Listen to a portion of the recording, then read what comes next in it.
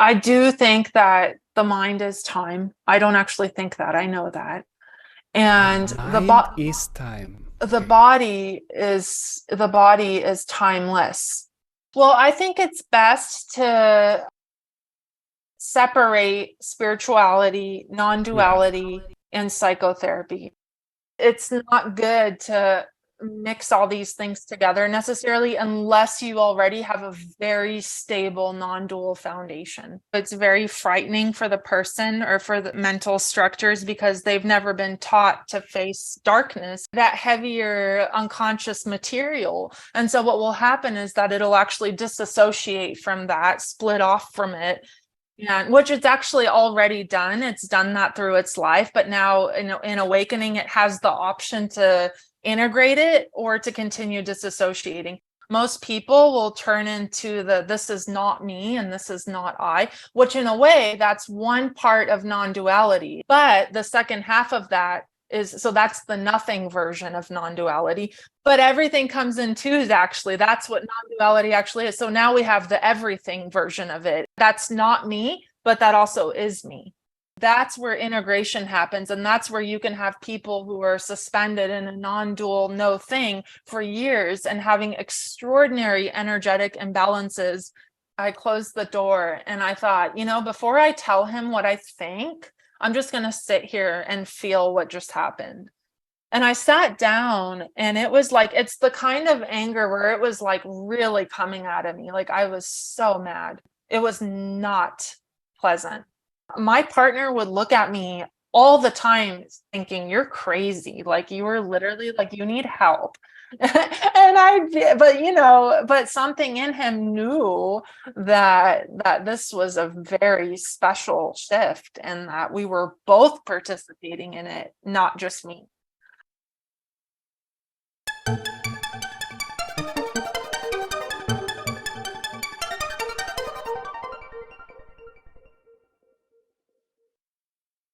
So poor Katie has to work around my bad English now. No, your English is excellent. Thanks.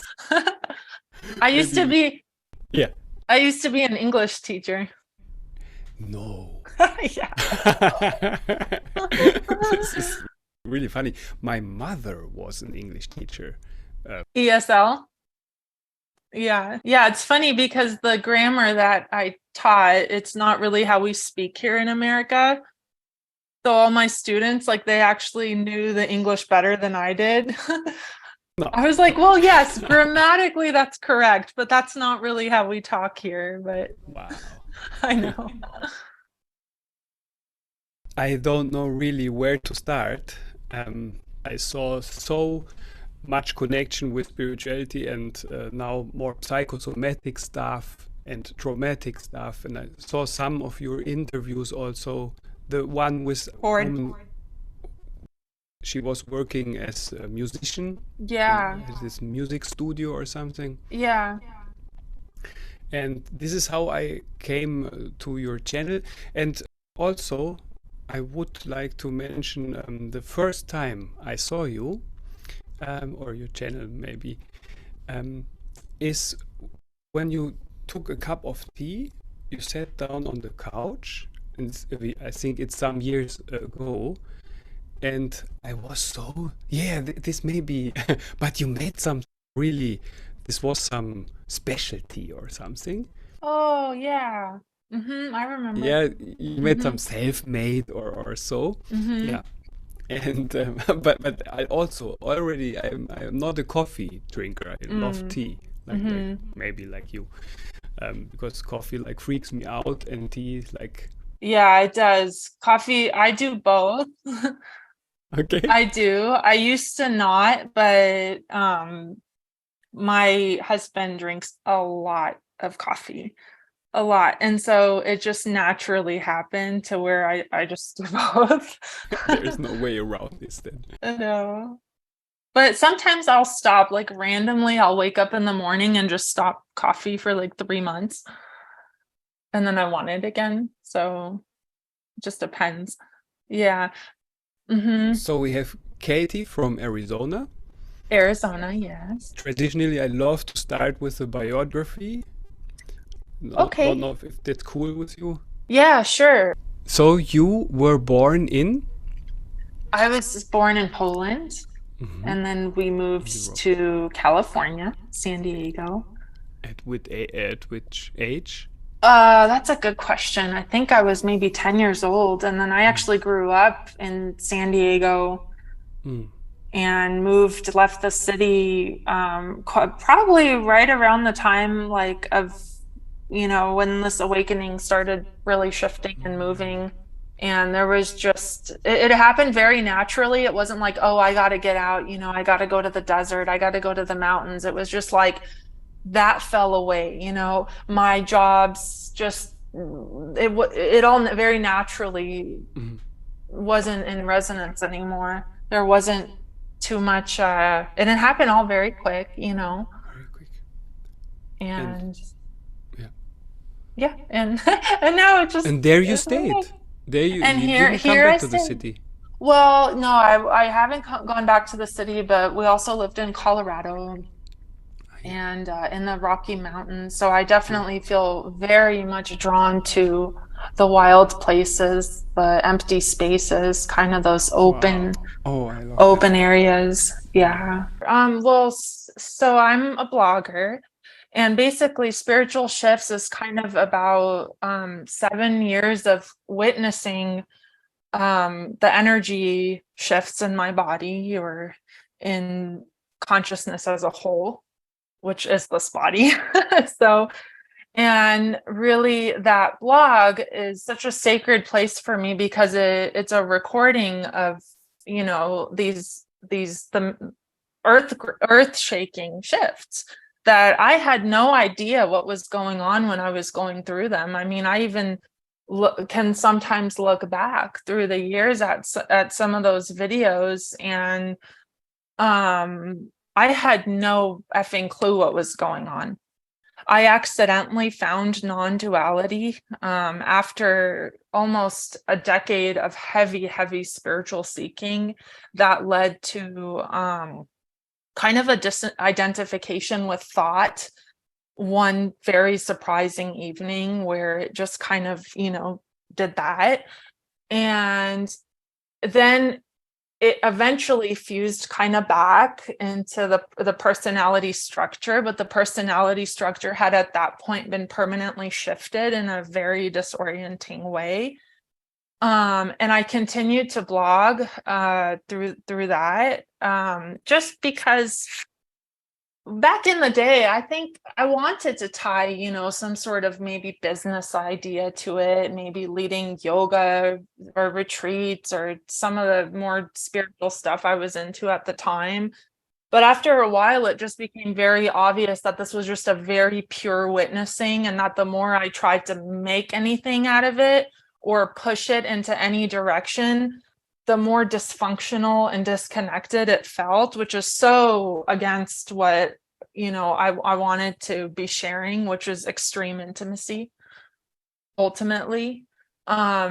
I didn't know that's what I wanted, but it became clear to me that that was a big intrinsic part of filming. Eventually, that just naturally came into my natural environment, which is hiking and walking, and so that's where the blog took that turn. Embodiment became a topic that I've wanted to get into for a long, long time. But I simply couldn't, because it was when you're in these shifts energetically of non-dual consciousness, you really don't know what's going on most of the time until the integrations kind of are complete, I guess. And the way that this energy works for me, and I don't know if I'm clear about this or not, but the way that it works for me is it goes through extreme places of void or space where not much really happens, and filming doesn't. I'm actually in one of those phases right now where not much is going on. It's the clock ticking, the tea drinking, people calling, some stressful situations, like you said that your day was very stressful. Mine was as well, because I'm trying to plan a vacation and it's like five people, are involved because we have to get time off and schedules and blah blah, and I'm just like, wow, like, no, this is too But We spiritual guys don't like much coordinating such stuff. yeah, definitely. We like to sit Definitely. on the mountains having a cup of tea. Oh yeah, yeah. And yeah, and this is really kind of, this thing where we think, oh, like we're just this awakeness is this particular way every single day, and it's not. It's just regular day-to-day living, fused with extreme sensitivity and Yeah. extreme awakeness, which usually makes things very the texture of things are just simply much more uh vibrational now for me. So everything has some sort of energy to it. I can't really see this as a bottle, because that's not what it is to me anymore. It's just this oneness or this unity or this vibrational field, that looks like water. And so that is happening in the background of everything that's going on, even if it is just, scheduling things or working for something for a client. I'm still a writer. I still have to make money. I still have to do things that I don't always want to do. But there's an awareness to life that is very honest and very truthful, and it doesn't try to modify anything in any way. It doesn't have that desire anymore unless it's very pure, clean. And you say anymore. So before there was much of this desire seemingly to manipulate things, or Um, no? yeah, well, yeah, so we could get into some of the psychological stuff. Yeah, Mm-hmm.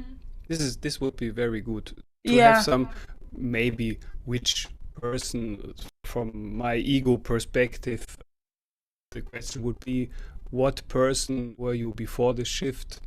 Or Yeah, we could break that yeah, question up into okay, a couple yeah, a let's couple things. yeah, Because yes, there's a seeming shift that happens to the body, but the awakeness that is does not shift at all. And so you have this pure being that's always been here, that's never actually been touched by any of it. And then you have this personality structure that's fused with this body that's kind of coming into alignment with this being that it's always been.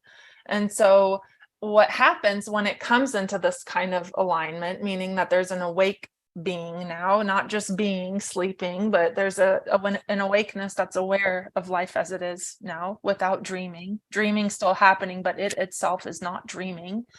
That the personality dynamic becomes very um not cartoon like, but it's just seen. Like before you were fused with the personality, and now it's just like this kind of shadow, this faint shadow. And you realize, and this is really the mind-blowing part of it all, that it's autonomous and that it's happening by itself. So you can't really say, oh, let me not respond this way, let me not react this way, let me become a better looking personality, right? Which is what the personal self is always doing, right? It's always trying to control that personality.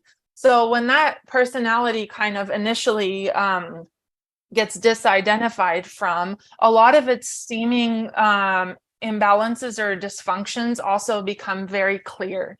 So back in dreamland, there wasn't the ability to see where there was manipulation, or I'll call it dreaming still, because these patterns, they happen at age I think 3 or 4, when the baby starts to actually engage with the world through crawling. It's left the mother's chest, the mother's not holding her anymore, or him, and now the baby's crawling around, and the mommy's teaching him, this is a phone, this is a cup, this is what we do with the cup, this is called drinking. And so you slowly have this conceptualization forming in the brain.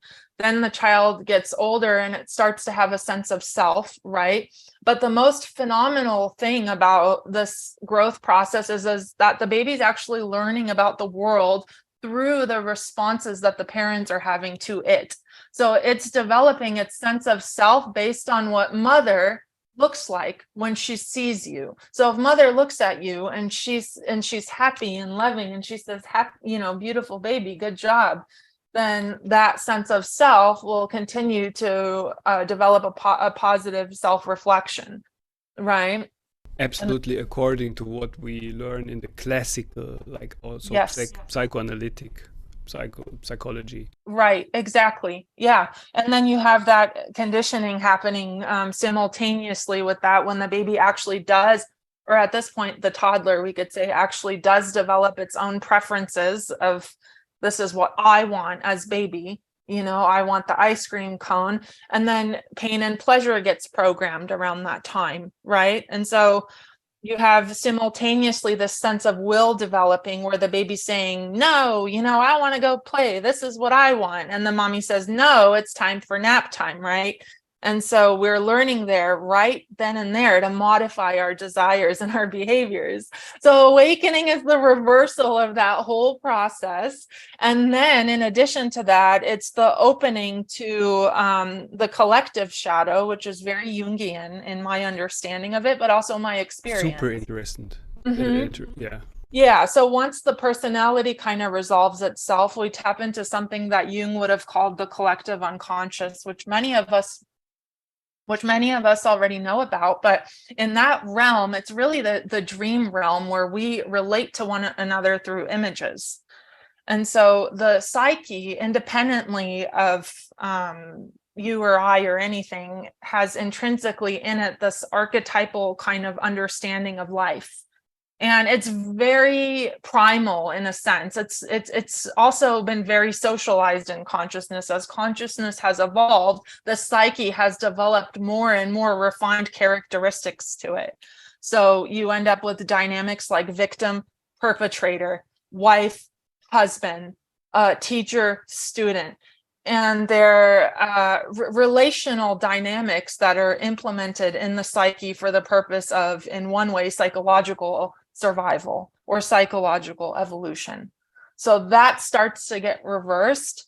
And without the proper understanding of the unconscious or shadow work, which is what it's traditionally called, it can be extraordinarily intense and overwhelming if the body isn't prepared for recognition of those deep shifts.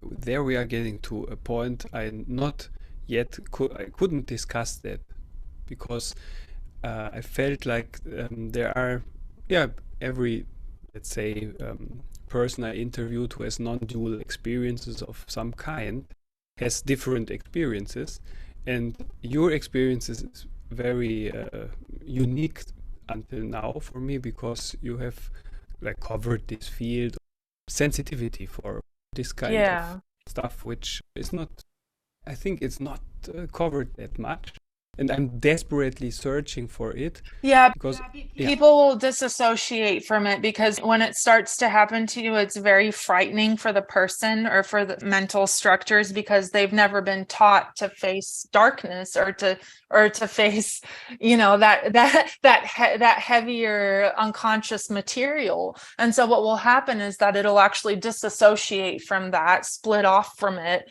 Yeah, which it's actually already done. It's done that through its life, but now in awakening, it has the option to integrate it or to continue disassociating. Most people will turn into this is not me and this is not I, which in a way, that's one part of non-duality is not two, not I.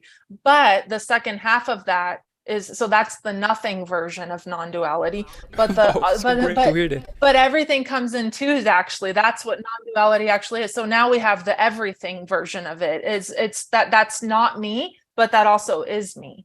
And so that's where integration happens, and that's where you can have people who are suspended in a non-dual no thing for years and having extraordinary energetic imbalances and integrity issues also as well, because a person is narrating their awakening through some ideas that they have all through spiritual conditioning of what they believe awakening is. So they're oriented towards the light in a way, but you can, the light, okay, this is so important, which is truth. Yeah. If the light is the truth, that will actually fuse with, so everything will actually fuse with no thing, and they will become simultaneously one reality, where it's not one or the other, but both. And so you'll actually have the light integrating into the darkness, and they'll create one whole. The So, darkness would be the I am nothing, and the light would be like I'm everything. well, no, there's two ways to look at the darkness. So there's darkness This as is an, so interesting. yeah, it is. Yeah. It's so interesting. Wow, it's so There's, great. Yeah. there's And a, unique. it is, it is. It's especially when it's being lived out. Yeah. So with darkness, that's one version of no thing, where it's kind of, the void, where we're just suspended kind of in this in between realm, where for many people it feels very freeing, because you've disassociated from all the material, but it also, you're still lost a little bit. There's still no sense of who you are outside of the void of no thing. And so when you try and function from that space, it very quickly reveals to you that it's quite difficult to do. And you'll end up with years just blocking off in your room, kind of waiting for a deeper awakening. But this is where the second part comes. When you actually look at the void, what you find is unconscious material. So you find things like meaninglessness. You find things like hopelessness. You find things like fear of death, annihilation, destruction.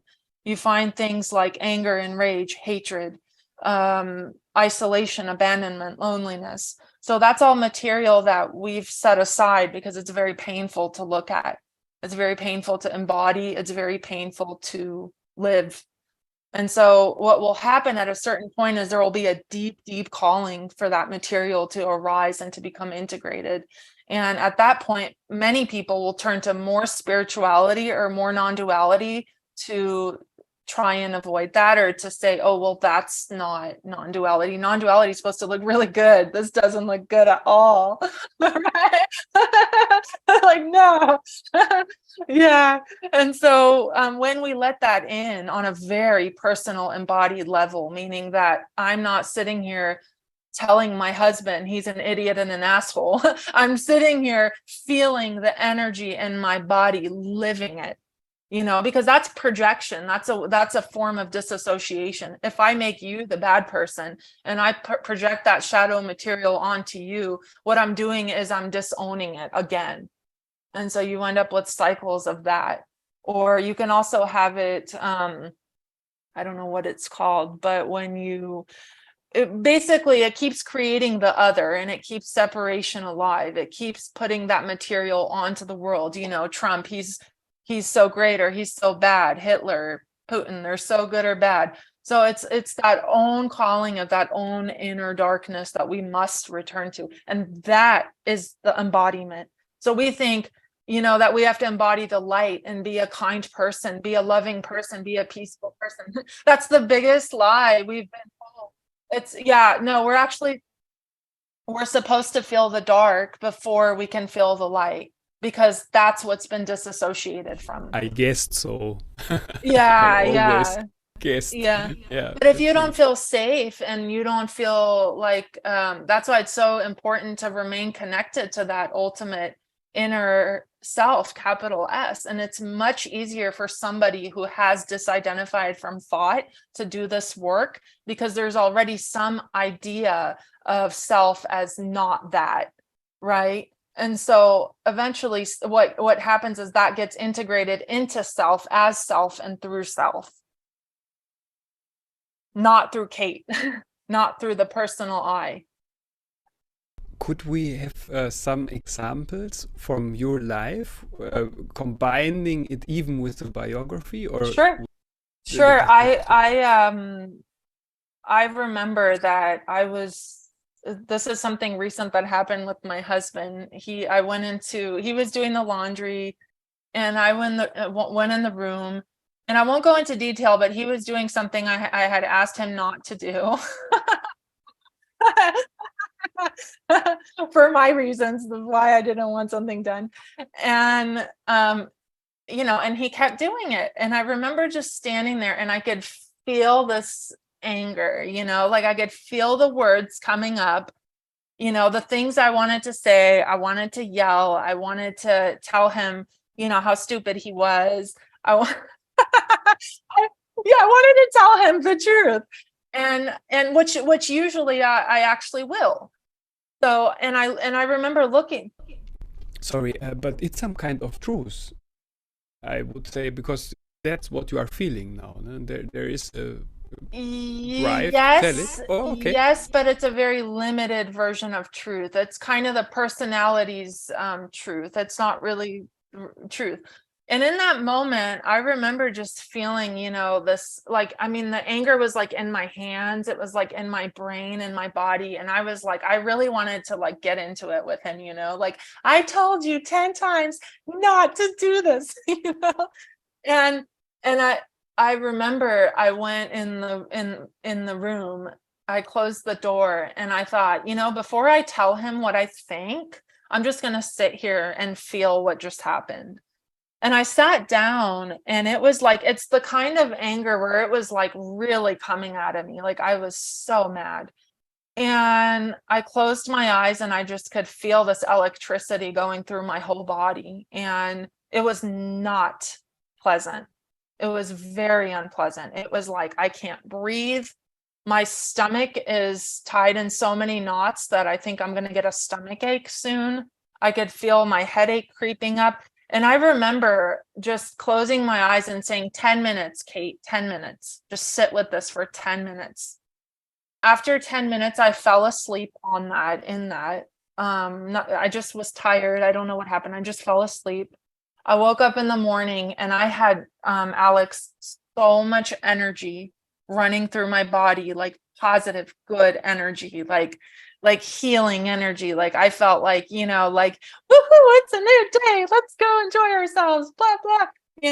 Whereas if I had done the other option many times, and usually I wake up tired and not feeling well. And so that's an example kind of energetic shifts, and really taking that oneness to a whole nother level, because really what all I'm experiencing ever is myself. I never experienced my husband doing what I told him not to do in the laundry room. That never happened. All that happened was the energy in the body trying to shift, trying to move. And it's very primal, ancient energy. It's not that Kate is not tolerant and violent and whatever the mind will say. It's that this is ancient primal energy that's now coming into the light of this awakeness and of this awareness to be brought home, to be integrated. It sounds like if you relaxed into the anger and fell asleep. Yeah, but it was a very conscious relaxing. It was a very like, I want to meet you. Who are you? Let's see. It was a very curious, intense meeting. It wasn't just like, oh, let me, wait till this passes. It was just like a full on like, okay, I'm ready. Let's look. Let's look. Yeah, So this readiness is often perceived as very important shifting points most of the yes, time. yes, Yeah, yes. So some true. readiness. Yeah. Yeah. Yeah, and this is a continual readiness. There's always a readiness for something. It's about leaning into what's here and not believing it should be something different. Because it's every day. Like at this point for me, Alex, it's every day something. Every day. Yeah, it's ongoing, because that's how deeply I feel life. So it's not fun. I think a lot of people are like, oh, awakening, enlightenment, it's so great. Like, let's do it. And I'm just like, yeah, let's. And it is rainbows, but it's also the other stuff too. But it's not personal, right? It's just this magnificent intelligence kind of getting to know itself, trying to balance itself, trying to integrate and come home, trying to unify, trying to be recognized, be embraced. And how would you say, how did it start, your search, when you like The integration part. not even the integration part, but before? Yeah, because, I had a very deep recognition of truth, and something had permanently shifted in me. but maybe I was about 30. Um, I'm 37 now in terms of the body, of course. But I had this deep recognition, and there were maybe about 3 years of, that bliss phase, but not really. It was mostly dissociation, actually. So yeah. And Would you describe some circumstances there? Some concrete yeah, circumstances?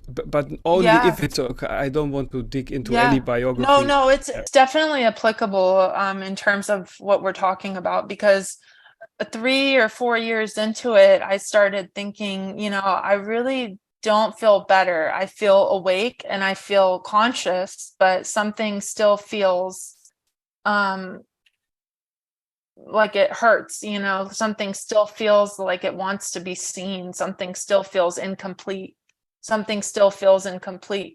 So there were these two kind of parallel realities playing out, and interestingly, the awakeness was being more pulled towards the pain than it was towards the awakeness. And my mind, I was like, no, this is not what should be happening. You should be going towards the light. Yeah. Yeah, it's because it's the journey, really. And it got to a point where I was in the Whole Foods parking lot, and I mean, I had a full-on mental breakdown. I was like on the curb, like in tears, like looking like a tornado. I was just like, if this is what it's gonna be like, I don't want it. I don't want it. And yeah, and that was the day that I actually discovered shadow work, and I started extricating and listening to all the different voices instead of ignoring them. And that was the pivotal turning point. Also, this is very interesting. Different voices. Yeah. Oh yeah, different voices. My mother's my mother's voices, my inner child's voices, my father's voice, the media voice, the non-duality voice, the spiritual yoga teacher voice, all together in one space, and really pulling them apart, and understanding their relationships to one another, understanding their dynamics. And this is where psychotherapy can be very helpful if you have the ability. I actually don't have my journal on me, but everything I did was in a journal. I had a pen and I had a piece of paper, and I did everything alone. I had nobody to ask for help. I would try to get help, but I never got it. It was something I had to do alone. It was your intuition that it has to happen alone. It just happened. It just was the way that it happened. I think if you have resources and support that can help you deal with trauma, because that's what you're getting into at that point, often it's the little, because they're not like beliefs, they're more energetic personalities within you that are having conflict with each other or one another. So often we hear one person say, well, I want this, but I also want this. I want to go here, but I always want to go here. So there's conflict. Yeah. This is a thing people are not that conscious about. They think there is one dark side and one light side or so, and they don't get, they are very mixed up. There's no dark, none of it's bad. That's the other thing. It all ultimately, once it gets integrated, it has so much to offer in terms of its intelligence, its light quotient, because what it's doing is not bad. It's trying to protect you from what it believes is going to hurt you. It doesn't know that it's not doing a good job, and it doesn't know that it itself is hurting you. It doesn't know that. Well, they're unconscious, so they don't know any better. That's just what they've been programmed to do, these voices. They're not trying to hurt you at all. They're trying to protect you. Yeah, in psychoanalytics, they say, in the modern psychoanalytics, Yeah, they say they once were very functional, and then as a child they were a hundred, functional, a hundred uh, percent. and Yeah, then yeah, they are like yeah. obsolete. They don't work anymore that great for an No. adult. Yeah, Yeah. The self works great. And we have to learn to trust and teach these parts of us, or these voices, that, there's someone else in charge now. There's something a lot more intelligent that can help a lot better than, and a lot of times they're happy, these voices, they end up feeling unburdened. They feel relieved. I don't have to do this anymore. I don't have to fight father anymore. Yes, I don't have to hide myself because you'll punish me anymore. I don't have to play this role for you anymore. And they're relieved. But the transition phases, they are not so attractive sometimes at the first glance. To the person, no. Yeah, for the person. For the person, no. Yeah. Because the real you is like, bring it on, yay! It's so funny. I know. Really. This part is yeah. And I myself, I'm daily. How often I do step still into this trap. Yeah. And I think Yeah. I'm a psychotherapist, I'm a non-dual knower, Yeah. or a connoisseur, or whatever, and still I am prepping in those very Yeah. ordinary. Yeah, Yeah, and that's what it is. It's not glamorous. It's not sparkly. It doesn't have a bunch of glitter and rainbows on it. That's what awakening is. That's what it looks like, or at least in my experience. yeah, Yeah. yeah.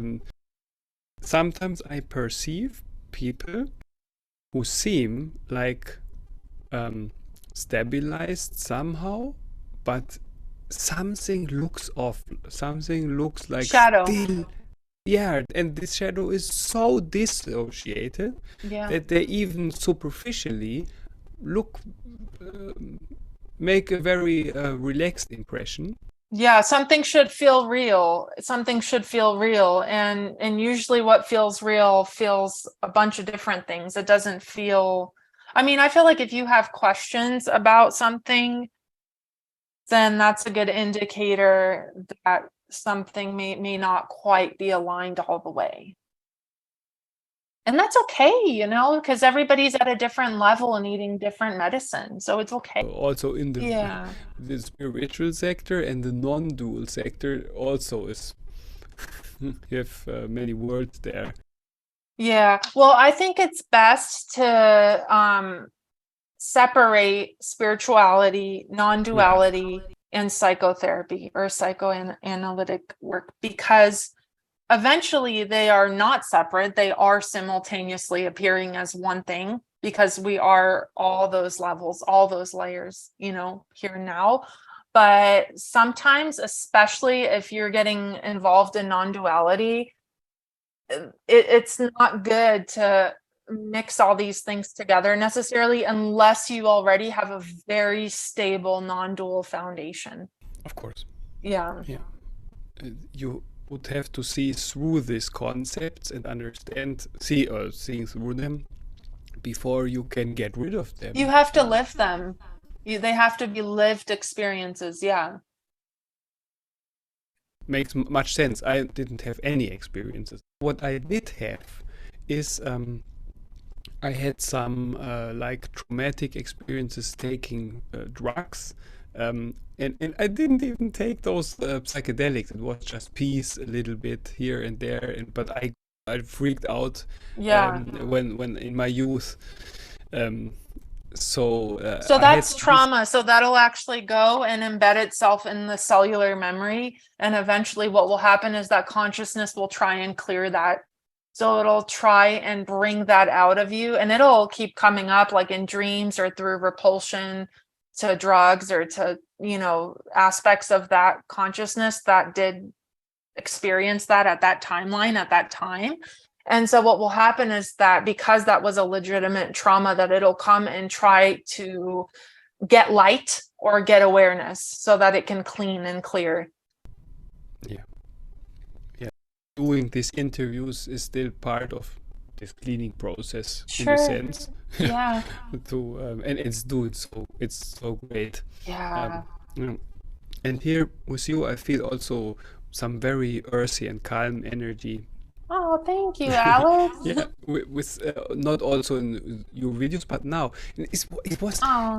it's really almost a little mysterious, because I had this I presumed that Yeah. this would happen. Oh, I wish I could give Yeah, you a hug. yeah. I want to. I want to I give you. am I giving you a feel hug. hacked. Yeah, I Yeah. feel hacked. Yeah, this is really maybe because in the videos I also when you took us for a walk and so on. It's so you have some like motherish energy also. I think. Oh, but people who have issues with the mother don't like it. Maybe Believe I am me. also one of those who has issues with it sometimes. Maybe, but people will have the here's the thing Yeah. what's so brilliant about being attracted to a non-duality teacher, because typically the teacher for us will represent whatever our caregiver was missing. We'll pick a idealized teacher that represents the things that the child never received, right? Or the child needed or wanted. I Yeah. feel it that way. Yeah, that this is like this would I is a great description for what they call resonance. Mm-hmm. Absolutely. Yeah. Well, and then there's even a deeper resonance happening where there's some deep recognition of being and shared intimacy together. So there's different levels of that resonance, but absolutely. And intimacy is what you said was one of it's your personal music or song or is Or love. For me, it's this pure love that's not trying to get anything, or give anything. It's just this being that is, appearing and arising and wanting to just be what it is with all these seemingly separate things. so your memory um at what age does it stop? How much can you remember? Very little. My memory is awful. Very little. I don't even remember what I did. Like, people will ask me what I did over the weekend. I don't know. I don't remember. It happens all the time. It's so awkward because every time I get the question, like, how was your day or what did you do? I'm like, don't know what to say because I don't know. It was good. It takes me a minute. I really have to go think. So also the long-term memory in your childhood is like Very bad. Other than if there's a trauma clearing or something energetic where there was a split that occurred early on. So if there was some sort of energy break, then that will keep trying to recycle. And sometimes what will happen, and this happened the other day, is I was washing the dishes and a very random memory came up from like very random thing that happened. And it just came up in that moment and it was so vivid and so strong and it had so much energy in it. It was such a heavy energy, and it was back, I was doing this book donation for impoverished communities, and I was getting donations from different authors, and somebody at the time who I really respected and deeply wanted to work with had told me no. And all of a sudden, I'm washing the dishes and that boom, that sense of rejection, that sense of worthlessness, that sense of feeling, exiled from the love that I wanted. There it is, right there in the kitchen, in the face. And I'm just like, whoa, where did that come from? But there's a knowing of this is how it is now. There's this knowing with that comes. It's no longer this feeling where I'm like, oh, let me get a cookie or have a glass of wine. That sucks.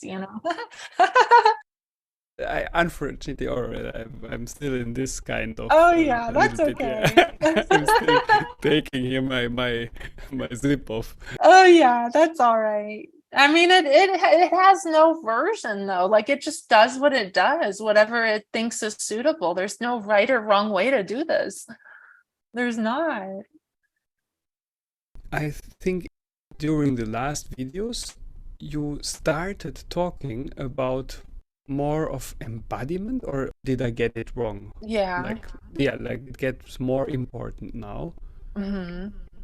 It's always been embodied in a way. That's the other thing. Like, it's not that it's never not been embodied. It's been embodied to the extent that the awareness has been um, allowed in. So the more that we surrender or let go or kind of just stop trying to control the awakening process, the more that this awareness can bleed through. And when that starts to happen, you have more symbiosis between the personality and this awakeness that's been recognized. So there's less and less filters. So it's like, but prior to this level of embodiment, there was still a rationalization or a reasoning of why something was arising, and there was a mental narration on top of these shifts. But now they're just simply experienced directly without running or without rationalizing. They just simply are what they are, and they are felt very deeply, very intensely, and then they move on. But like I told you when I started this talk with you, Alex, like right now, because it goes through phases, it'll go through a period of really intense, deep embodiment, and then it just stops, and that's when integration occurs, like in the scheduling, in the, making a tea, and it seems like nothing's happening, but there's a deep level of integration happening. This So, reminds of classical Zen monasteries. oh, Where they really? also, yeah, where I don't know much about. I only read in books. Oh, I yeah. read many books. This is how I started, and then they also have organized like those koans or meditating about difficult Yeah. paradox stuff.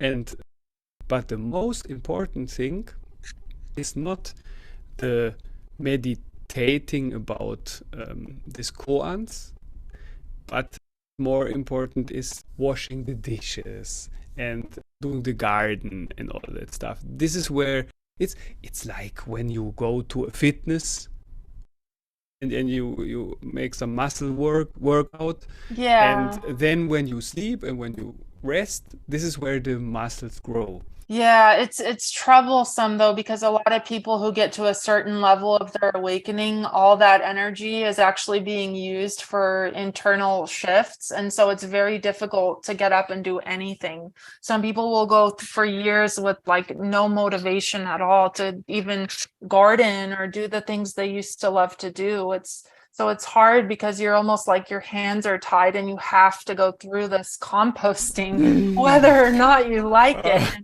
So difficult, because the ideal scenario is we have an awakening and then we go back to work. We go back to our families. We go back to gardening and we chop wood and carry water. That would be the best scenario, the best, but it rarely happens because there's this phase that not many people talk about, but yet we're all going through this, because I'm not saying anything new. I mean, this is the process of embodiment, of consciousness evolving. But it because it's collapsing such a large amount of density that the personality has acquired karmically and also just energetically, it collapses in on itself, and it weakens. That process is very, very, very important, because what it's doing is it's weakening the personal will. So it might feel like, oh, I need to go make money. I need to go find a partner. I need to go do this. But there's just like, you can't move. It's like you're stuck in time. It's like you're trying so hard, but you can't. this is like sounds like before a butterfly. Yeah, yeah, Totally. yeah. This is a Yes. metamorphosis. Yeah. Oh, yeah. Or a pearl, even, I think sometimes in that dark cocoon, where all those irritants are coming in and they're just so, ugh. And then that beautiful pearl, or that beautiful butterfly one day.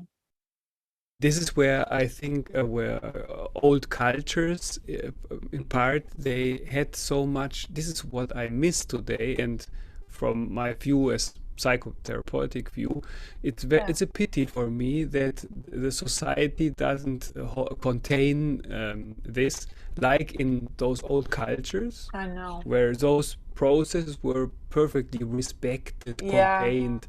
You had, totally. yeah, and now they say keep on working, you are nuts, or and I think this is probably Yeah. where the persons then have to like escape or retreat. Yeah. Yeah, it's called retreat. It's called Yeah. retreat. Because I think in old cultures there's no retreat, but this is just you can do your stuff, be in the culture, and they contain it. And now you Totally. need a retreat to get Yeah. away from society. Yeah.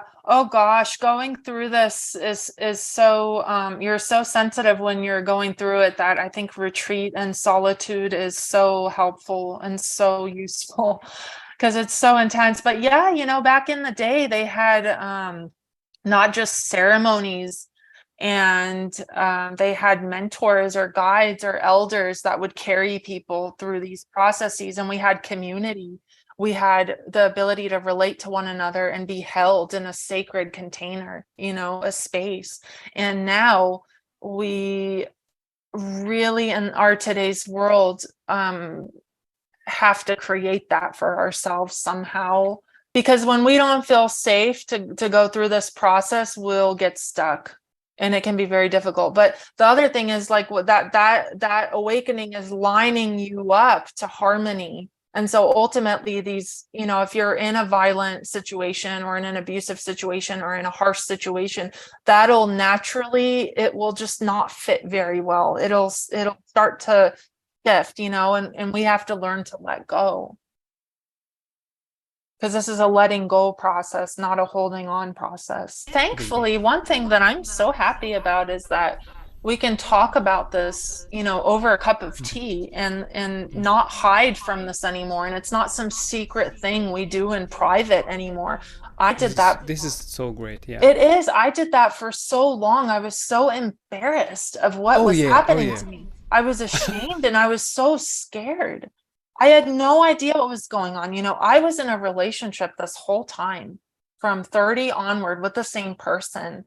And everything that I was going through was being reflected in this relationship. And, there were times where it was so difficult and unbearable to be in relationship during this process, because it was, all that shadow material is coming up, everything's arising, and my partner would look at me all the time thinking you're crazy, like you were literally like you need help. And but something in him knew that this was a very special shift and that we were both participating in it, not just me. Yeah. Wow. My mother as well, I think that the same kind of fear response was coming up, and now through all this time there's this level of resonance, this harmonization that's happened even to people that I don't speak about this to. Yeah. Maybe it has to do something with this wonderful landscape you have there. Maybe it could be. When I lived in the city, I would find nature as well, though. I would find it anywhere I could. I just always naturally sought that. So even if I wasn't here, wherever I was, I would look for either animals or children or nature, something balancing like that naturally. I see some very nice photos you also have on your site. I do, yes. From today. A little bit. You know what happened today though? I went for my favorite walk and there was a double rainbow on my favorite mountain. And I was just like, I couldn't believe what was happening. It was like I felt like I was just like not where something weird was happening, where I was like, my favorite trail, my favorite mountain, and two rainbows on top of it. So this morning, so every day there's something beautiful, and then there's something very difficult on the other side too. Also, So yeah, Wow. it's that contrast, that balance. But then one gets, this is what I'm like kind of experiencing also. One gets less choosy, and I'm getting Yeah, more curious yeah, talking with you guys, I have yeah, to say. Since I started with this project, this is also already much opening, even yeah. more than reading books. And Oh my gosh, that's yeah. amazing. That's amazing what you're able to do. Like, I'm so amazed. You and Ford, I just think that's incredible what you're both able to do. It's not like before, where I was very choosy. Is this the right term? I don't know, where I wanted Picky? to picky, Yeah. picky, yeah, choosy. Now That works. I'm learning cool words. Picky. Yeah, So right. I never forget picky. Yeah, that's cool. Yeah, that makes perfect sense that you would be really picky. Yeah. Yeah. Before I was very picky, and no, I'm not that. It's also like an artist. Typically, artists have a very open eye for seemingly ugly stuff, Yeah. or bad looking stuff, and this is Yeah. for artists very interesting, Yeah. and they love it. For sure. um, Same. and this is the whole life gets like such an art piece, and it's funny, but Yeah. some times I even have stress. Hmm. Now it's weird, but I have some stress, and it's for me like a natural phenomenon. Like, yeah, raining is not a good example because I love rain. I always loved rain, but let's say bad weather, Yeah, like thunder. thunder, like thunder, and I'm like, wow, this stressy energy. I'm so pissed, Yeah. and Yeah. I'm like enjoying it a bit. Yeah. Oh, me too. Me too. Yeah. I mean, like, this is gonna sound really bad. I don't even know if I should say it, but Say it. when the past 2 years happened with the pandemic, my husband and I, we were like, wow. You know? Yeah, We it's were like like a kind of thunder. this is so weird that I'm gonna say this, but we were like kind of excited. We were like, wow. I mean, it was awful and it's heartbreaking and it brought up But so who much. but who was not excited? All those people, in Yeah. some sense, maybe they are not conscious about it, but everybody, it was a big show. Yeah. Even if it was a horror show. I know. We love horror shows. So true. Yeah. So yes, something is happening. And also, um, this is like we had the thunder as example, and the thunder or can takes away all the lies, and Yeah, all the well, we hurt. feel alive. We feel so alive when things are intense and when they're, real. They're real. They're not hiding anymore. It's like you said, the lies, they're gone. Here it is, reality front and center. Here, I don't know if it's a world phenomenon, but here in Germany, they had more violence. The statistical violence was growing Yeah. because now the couples had to live. Oh, yeah. Wow. This- Mhm. yeah, and there were much. Yeah, all those lies which Yeah. one could keep away working, and the husband can be on the Yeah. work and doesn't see the wife and so on, but Yeah. then they have to with the home office, Hmm.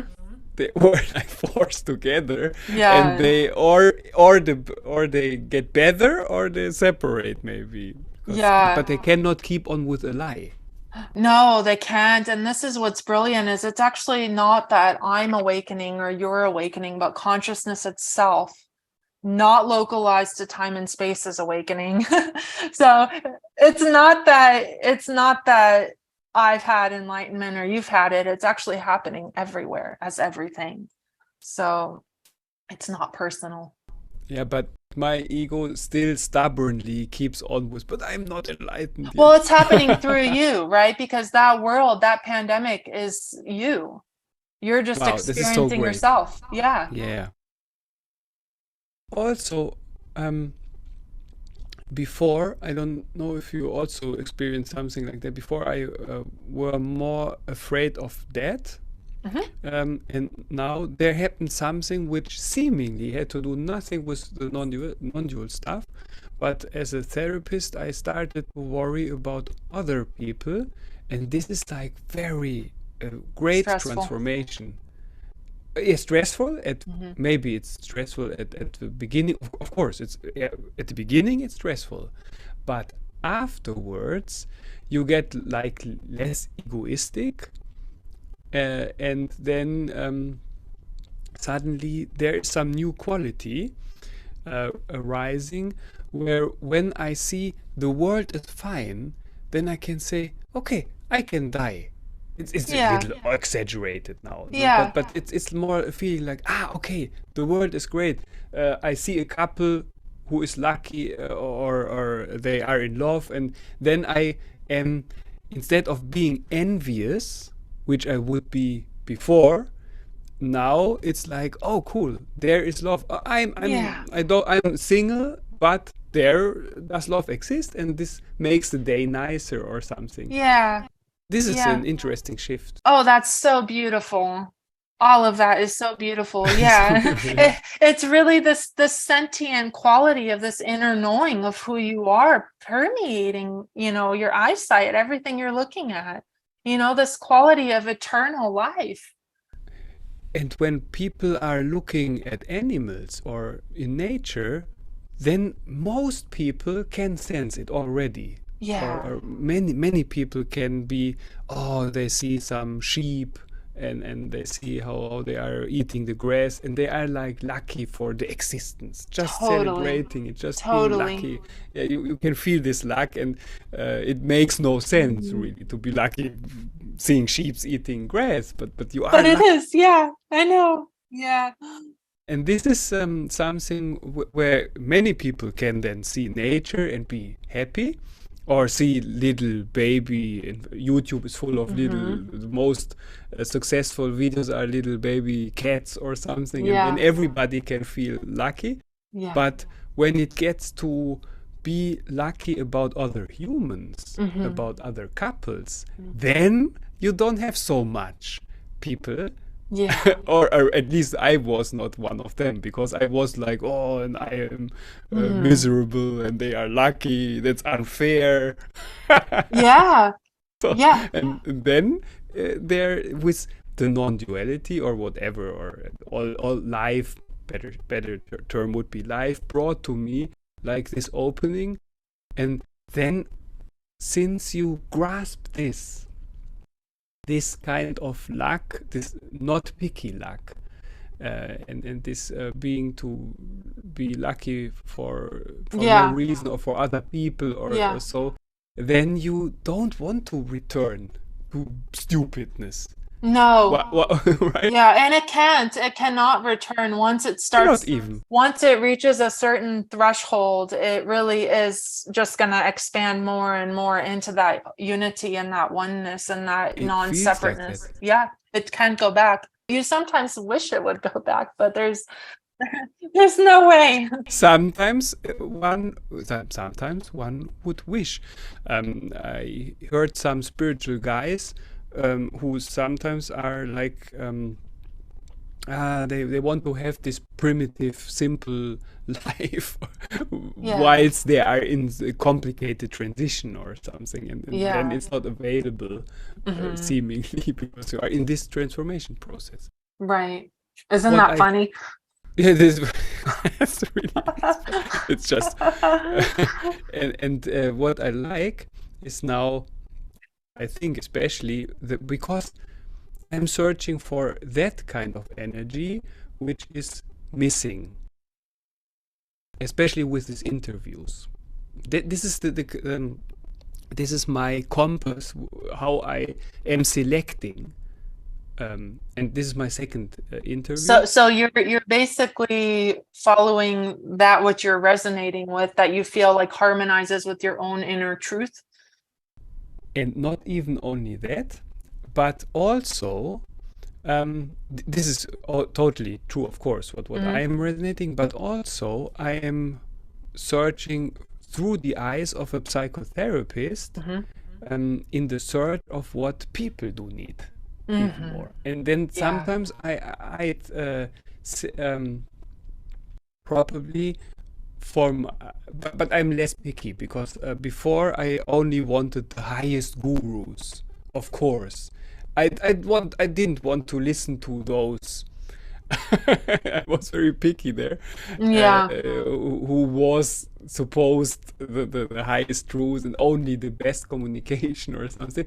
And now it gets very much richer when I'm not always this pickiness when Yeah, that makes perfect sense. and now I see, wow, is this so great to have totally Yeah. different kind of angles. Yeah. And this is where I like started with the channel. And now when I have two spiritual people, well, two non-dual, and then I would pick even the one who doesn't necessarily transmit like a very clean view, but a Mm-hmm. very messy view, for Mm-hmm. example, because I think this is where I think people need being. Yeah. I see what you're saying. That you think that people a companion in their pain. Yeah, they want something that's relatable and not something Yeah. that they will have to keep seeking for. Wow, you could finish my sentence. Yeah. Yeah, no, that makes perfect sense. That's really it's really nice when we can realize, first of all, this once we tap into a certain energy of awakeness, it's very little, we're very not that involved in what's happening. We think we're involved, but we're actually just picking up on what awakeness or awareness itself is doing to reality. So we're kind of actually the delay or a response to the creation principle. So you yourself in a way are the observer really of this immense creativity and this immense intelligence and this immense pointedness that's arising in this way, and so the more that you recognize that and realize that, I think the more harmonious everything and symbiotic everything will feel. I feel that totally, and also Yeah. while you are talking, I see like natural phenomena like uh, before me, Uh-huh. because then it's so clear that you are just enjoying and seeing those processes. Yeah. It's really funny, but it's just that when you see the process of leaves falling from the Yeah. trees, I love much that can process. connect to it. But when you see the process, how in the supermarket they get angry, then it's more difficult to see the beauty there, Yeah, right? I know. Yeah, because everything, well, there's density, right? So the more that thought, in my opinion, the more thought there is attached to something, the heavier it is, or the heavier it feels. And the less thinking there is, the more of that transparency or that translucent, illumined being can arise because it's not being covered up with all these heavy thinking patterns. I have many questions, of course. Is this just a thought pattern, or would you perceive it from your perspective, of course, as relevant that sometimes the body is not coping as quickly as the mind, like the mind gets something Yeah, and the well, body has yeah, needs more time, or yeah, or is it? yeah. Um, I see, let's see, how can we go into this? I do think that the mind is time. I don't actually think that. I know that. And Mind is time. the Okay. body is timeless. So, and Wow. I this is never heard where, that. How cool is that?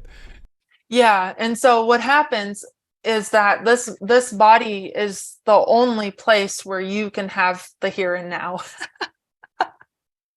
You can't Because have the it in the body is mind. always the The body's already here, and the thoughts are dreaming. So body the is thoughts, here and now. mhm. That's why when we say we want to check if I'm dreaming, we Yeah, in one yeah. way, yes. Yeah, and if you look at consciousness, meaning not identified thought, because you have thinking in consciousness as consciousness, because you can have thoughts and then you can have things that are not conscious, right? That are not yet thoughts. And so when you're dealing with that, yeah, then you're dealing with also a non-liminal time. So you're not dealing with the confines of time. So you can actually, when you wake from thought and basically unify timelessness or consciousness with the body, you realize that the body and consciousness are one thing, is that consciousness itself is this physical form. And so when the body goes, consciousness is still what it is in that formation of that specific imprint. So it's one thing. And the body is a delay in that sense of consciousness. And so you can actually modify your body. You can actually, you'll see that people who are awake and aware and conscious of being itself, their bodies look very different. Their bodies feel very different. They have a different luminosity to their self, to their physical formation, because what's happening is that the light quotient in the body's increasing. So consciousness in the body's increasing. So when it's not bundled up into thinking or tight patterns of thought, then you have more luminosity in the system. So that's. Do you have an exercise Oh no, not. for the viewers? No, no, they don't. Maybe they don't even.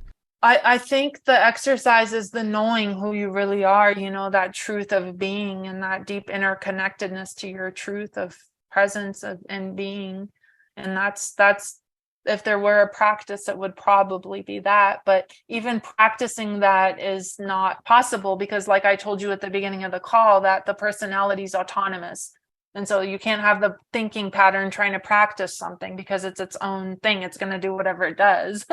So it's just that knowing, that inner knowing. And I think personally, the more you can be in the body and connected to the body, not just to the mind or the heart, the main organs that we, or the brain or the heart, but just the body as a whole, and being willing to feel the body, because so many times we're bailing out of the body.